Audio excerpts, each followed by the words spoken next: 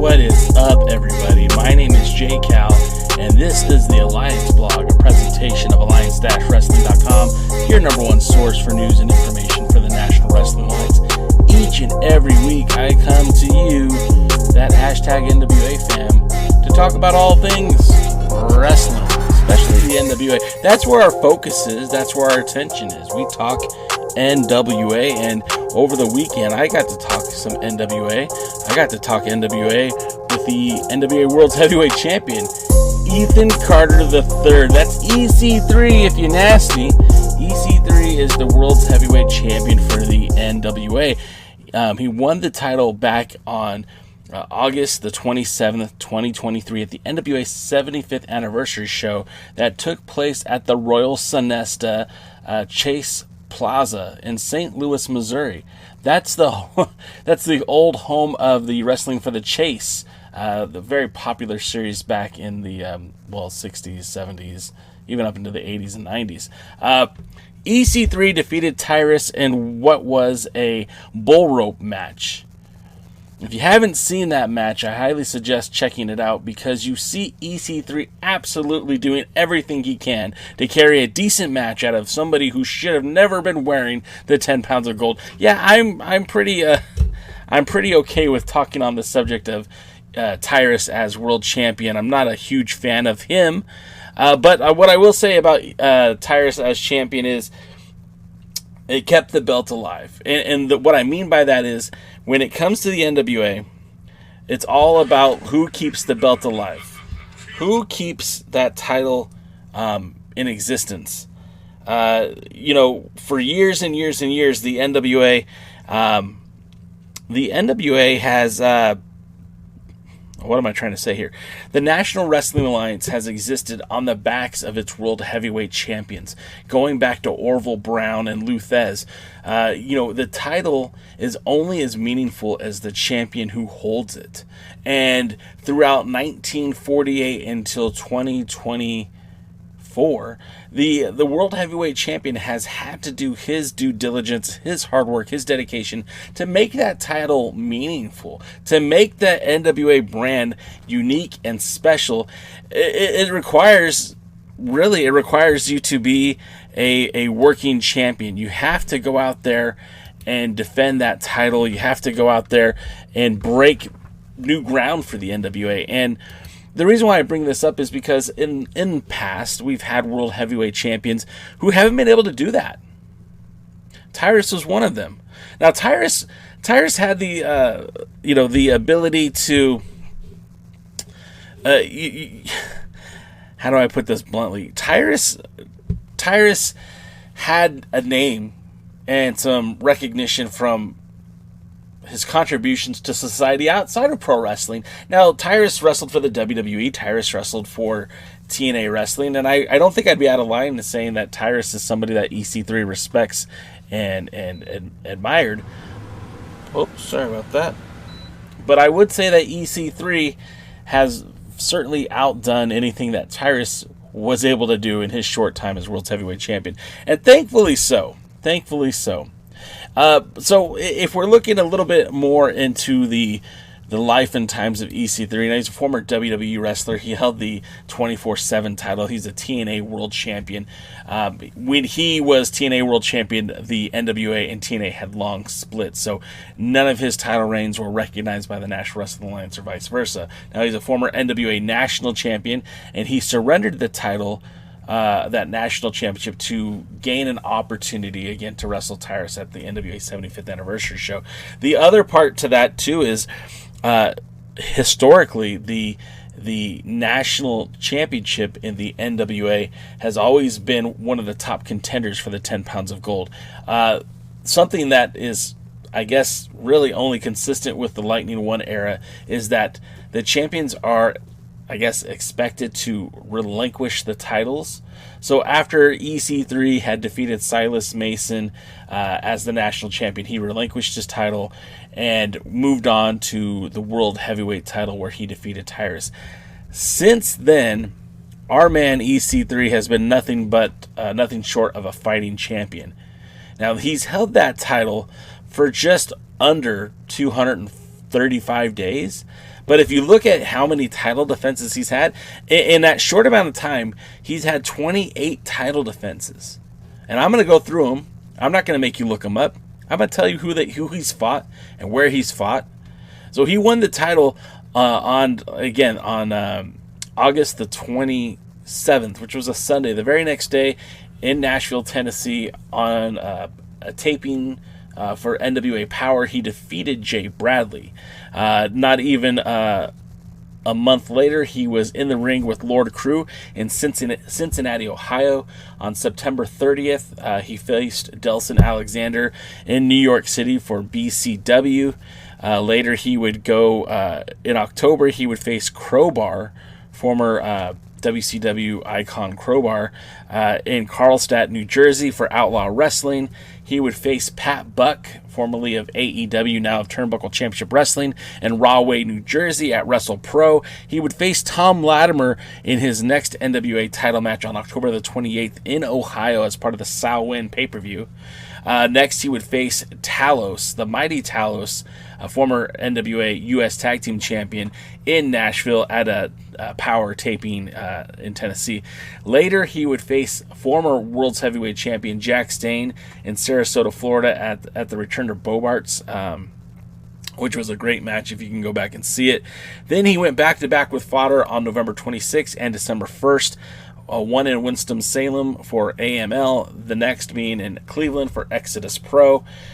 Then on December the 9th, he would venture all the way out to Utah at the West Valley City Mall at a Bed Bath & Beyond, former Bed Bath & Beyond. He would take on Manny Lemons for Devotion Championship Wrestling. They literally rented out a closed Bed Bath & Beyond because the attraction of EC3 being at that show was just garnering a lot of interest. A lot of people were buying tickets. Next, he would head to Waukesha, Wisconsin, to take on Matt Cardona. That was on December the 12th for GLCW. Then on January 12th, he'd face Cha Cha Charlie for Coastal Championship Wrestling in Kissimmee, Florida. Later, he would face Matt Cardona for a second time, this in the Ultimate Match of Death in Fort Lauderdale for the NWA. That was the Paranoia TV taping. You can still see that on the CW if you're interested. Then on February the 2nd, he would take on the Boar in Norfolk, Virginia for VCW. On February the 10th, he would take on John McChesney for Revenge Pro in Erie, Pennsylvania. February 15th, he would take on fellow Ohio Valley wrestler Luke Curtis in Kentucky for Ohio Valley. On February the 18th was his first title defense directly on the West Coast in Northern California, Elk Grove, California to be exact, against Drake Frost at SPW. On March the 2nd, he would face Silas Mason yet again and churn him away in Dothan, Alabama for the NWA, part of the Hard Times pay-per-view. Then he would take on Ron Mathis on March the 9th in Uniontown, Pennsylvania for Rise. On March the 23rd, he would wrestle Steve Fender in Troy, Missouri as part of the Night of Champions event between WLW and the NWA. He would face Carson Drake, his protege, in Indianapolis, Indiana for SCX. On April the 6th, that was the first time that EC3 took the 10 pounds of gold outside of the United States when he faced Drew Marshall for the WAW in Norfolk, England, in the UK. On May the 3rd, he would take on Mario Pardua and Mims at the same time in Highland Park for NWA Chicago in Illinois. On May the 18th in Forney, Texas, your boy J. Cal was there. I got to watch him face off against Sam Adonis. Now, spoilers be damned, because, that match won't air on NWA Power for quite some time. But there's a reason why EC3 is still out defending the title.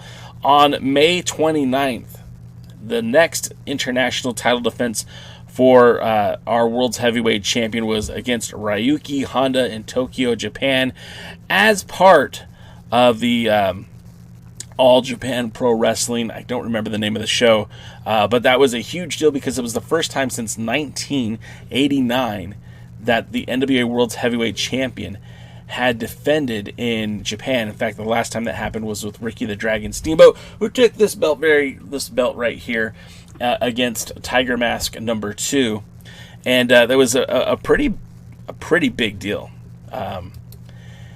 That match came about, and EC3 will talk about that in just a moment, because I do have a pre-recorded video that we did on Sunday where he kind of explained the process of getting there.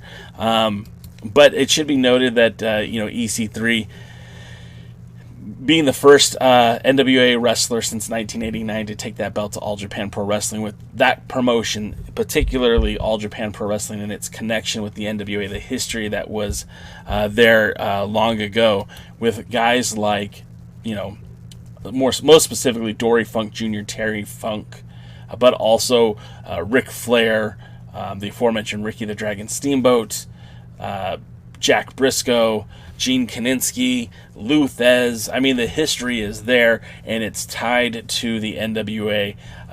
Giant Baba had won the title multiple times. It's such a promotion synonymous with the NWA and its history that it's kind of weird that it hasn't happened since then. But nevertheless, our world's heavyweight champion, he was able to do quite a bit in that short amount of time. Then most recently on June the 8th, he was in Uniontown, Pennsylvania, taking on the NWA Midwest champion, PB Smooth, in a no contest, but still retained the title. That leads us to Sunday night, June 9th, in Lake Elsinore, California, my backyard for Valley Wrestling Connection, where EC3 defended, retained, and successfully maintained his NWA World Championship. That matchup was really good. In fact, I have video of it, some of the bits and pieces of it. Make sure you check out our YouTube channel or watch our stories here on wherever you're watching this video at, as we tend to post content all the time. So without any further ado, I'm going to pull up the interview here of EC3, and I hope you enjoy. Questions. We've got an exclusive with the champ for a couple minutes. All right, well, I'll do that. So first of all, hi, congratulations on a hard-fought victory. Thank you. They're all hard-fought. I think that was my 50th title defense since I became the NWA World Heavyweight Champion. If not 50, pretty goddamn close. Pretty goddamn close. I'll tell you what, though, what's been cool about it is coming to different promotions, different towns, different countries, meeting young aspiring talent, because I don't know if you know this, but I'm a cultivator of the future. What I have going with the CYN Co-op in Cleveland, Ohio, with NWA Exodus, I'm raising an army of studs of the future of wrestling. Right. It's not going to be the future that's going to be, maybe parlayed into the Meltzer clans, and the star ratings are going to be solid, professional, athletic, handsome. Did I say they're handsome? You handsome did. Studs that know how to do this at the highest level. What do you think of your opponent tonight, Honest John? Honest John, I didn't know much about. I kind of not knowing what I'm getting into. Yeah. I came out here to, where are we at, the Valley? Cali? Yeah, you're in Lake Elsinore. Old Lake Elsinore. But I challenged him. I really did, which I like to do. Most can't keep up, but he was there every step of the way. So, Honest John has a bright future. You should be very proud of the fight he had tonight with me. And I'll be noticing that going further. What did you think of this promotion that you're here today, Valley Wrestling Connection? They got a nice set. I mean, sometimes you go to a fair, you feel kind of weird and you're an offshoot, but they packed the crowd in. They were electric. I got to look at a Ferris wheel. I bought some new crystals from the Crystal Lady. Nice. For booze over. But what I can tell about Valley Wrestling is they care. Yeah. They care deeply. And I'll be back. I enjoyed working with them for sure. So you were the first champion to defend in All Japan Pro Wrestling since 1989. What does that mean to you as a wrestler and as a world's heavyweight champion? I'm trying to build bridges for the NWA to cultivate the greatness. I don't want to be what we were in the past as much as what we can be in the future. I think I'm the guy who leads the charge. I am a natural leader. I'm kind of the Jocko of wrestling, the Goggins type, dare I say. I got some Peterson elements in me, but I'm also a psychopath who likes to destroy, maim, kill, and collect scalps of my enemies along the way. But All Japan was awesome. I mean, the history of Corrigan Hall, the fact that it came about by hanging out out Dory Funk. So if you saw Power, Yeah. you saw myself with Dory Funk and his lovely wife, who was so kind and caring, and opened that door. And he opened the door for EC3. He's going to kick it down.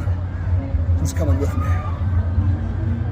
You're on a plane, I'm assuming, in the next 24 hours to Australia. No, I have 2 days. I'm going to go to Encinitas, hang out with the Carters of the West, we'll call them. Okay. Phil, Alex, and Ben.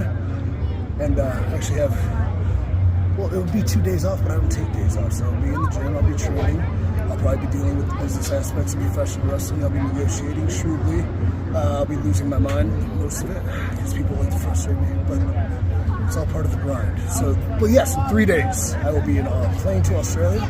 We'll have 16 hours of silence and maybe a Xanax for some sleep. And we'll be at Wrestling All-Stars in Australia this weekend. It's amazing. The last question before I let you go, because I know you're busy, you got a whole bunch of people over here that want to take pictures and get autographs. Carrying the title, carrying the 10 pounds of gold is synonymous with excellence. You're heading all over the world. You are a globetrotter with this title, which is what the NWA fans want. You're heading down to 76. What tree is there to chop down next? What is the next move for EC3? There's so many options, I guess you could say, for the future, and I don't want to tip my hat too many different ways. But, doors are open all over the world. What tree is left to chop down? I mean, within the NWA, there's a solid core, but like, who's ready to step up? And I think I've set the tone. I am, in this modern era, no doubt the best NWA champion. I plan on being one of the greatest NWA champions throughout the history of the company. Like I said, when I open that door to Japan, who's coming with me? When I open this door at 76, who has the fucking balls to knock on it? All right, I'm going to see you in 76. Cool, Thanks for your time, brother. Thank you. EC3. I mean, first of all, cool as hell to take the time to speak with me about the match. In fact, we spoke for just a few minutes before I let him know that I was there when he won the belt in St. Louis. I was there when he defended it in Forney, and of course, being able to witness his title defense in Southern California. I did not get into the details of the Southern California area and the relevancy that it had with the 10 pounds of gold in years past. Obviously, we had mentioned in our last podcast episode that Nick Aldis was the last NWA World's Heavyweight Champion to defend in Southern California, and that was during the pandemic on September 15th, 2020. It's been like almost 1,300 and I guess like 35 days since then, and to have EC3 come to Valley Wrestling Connection was a big deal. This whole weekend was littered with NWA talents appearing on these shows. Having read what James, the promoter for VWC, had said, like, he grew up a fan of the NWA, and him and his father used to watch the National Wrestling Alliance, so it's only kind of fitting to see EC3 make his title defense there for VWC, but even more so on a weekend where, they brought in some names. Like Brian Kendrick is a guy that works for VWC on a semi-regular basis, but they brought in Mecha Wolf. That's the second time Mecha Wolf had wrestled for VWC, and Mecha Wolf is a two-time NWA Tag Team Champion. The last time we saw him was I believe it was Paranoia, so we haven't seen him in an NWA ring in a while, but hopefully that will change very soon. Also, we had Juventud Guerrera wrestling this weekend for Valley Wrestling Connection. Again, Juventud Guerrera is not exactly an NWA power star. That all changes soon, but he is the NWA Crossfire Heavyweight Champion. NWA Crossfire being the promotion that is owned by the family of Kenzie and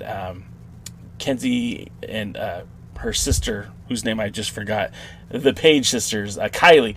Kenzie and Kylie Page run and operate the Crossfire Pro Wrestling, and they are an affiliate of the NWA, which makes Juventud an NWA champion. Of course, we won't see Juventud in an NWA ring for a couple of months. He was at the last tapings that they did at the return to the territories. So he will be making a power debut down the road. The joys of taping so far in advance, you're not going to see that match for a while. The aforementioned Mecha Wolf, Hooven Tood Guerrera. We also had in attendance the TNT brothers, which are Devon Dudley's sons, Devon Dudley being a former NWA Tag Team Champion. TNT also had their NWA debut last year at the Crockett Cup, although they did not win and they did not participate in this year's Crockett Cup. You can still make the case that they were there, right? That they were part of the NWA, they were representing. And of course, the needle mover, Brian Idol, and if you've been watching the Billy Corgan docu-series, My Life in Carneyland or whatever, something like that, I should really get the name down. He has been very vocal about his time in the NWA. And Brian Idol made his debut for Valley Wrestling Connection and actually advanced in their tournament to crown a new champion in that promotion. Now this, again, Valley Wrestling Connection is not an NWA member. It's not an NWA territory yet. That could all change, but nothing has been made official as of yet. But, if we look at the future, we were talking about EC3's incredible title defenses that has really propelled the 10 pounds of gold into places that hadn't been seen in a while. We also have to consider that, he is continuing to break ground, continuing to open new paths for the NWA. Of course, he will be in Australia, as we talked about. He will be in Australia on Saturday, June the 15th, and that's for our friends over at All Star Wrestling Australia. We go way back with the promoter for that company. In fact, we were trying to get him to come onto the show. He just didn't have the time. What didn't end up happening. But that's going to be in New South Wales on Saturday, June 15th at 7 p.m. If you are watching this and happen to be in Australia, make your plans, because that's just in 4 days. And then also our world's heavyweight champion, he is a bit of a globetrotter. He has already been booked to make his appearance on July 6th in France for I forget what promotion that was, BZW. I'm not super familiar with that promotion, but he will be at that event defending Defendra le titre NWA. That's my horrible French accent. And then, of course, I believe it's the next day he will be in Italy, also defending the 10 pounds of gold. That's in July, of course. He will make his return to Exodus Pro, where he is scheduled on June 22nd to take on Carson Drake, again, one of his proteges from Exodus Pro. That'll be I think that's his next title defense after Australia. So he goes to Australia, back home to Exodus Pro, then to Italy and to France. And then in between all of that, we know that they have already announced the NWA 76th anniversary show.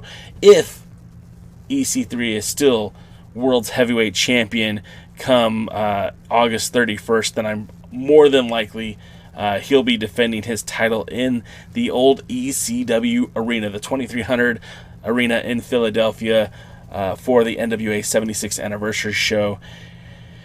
Then we could only assume if he's successful in that title defense, he will also be defending on October 26th at the Robarts Arena in Sarasota, Florida for Samhain 2. That's their new annual Halloween pay-per-view. And we do know that he will also, if he is still champion, his face is on the poster, so hopefully he is. He will be at the December 14th Looks That Kill signature live event. And all of these matches that I mentioned that are the NWA events will be made available on the CW app as part of their NWA Power Series. You could check that out anytime. Wrestling on your time, I guess. Every Tuesday there's a new episode, and every Thursday the Alliance guys talk about that on our weekly live stream that's available on youtube.com/The Alliance Blog. That's going to do it for us this time, guys. I do appreciate you checking in and watching, listening, and enjoying our podcast. Until next time, it looks like we'll be seeing you at the matches.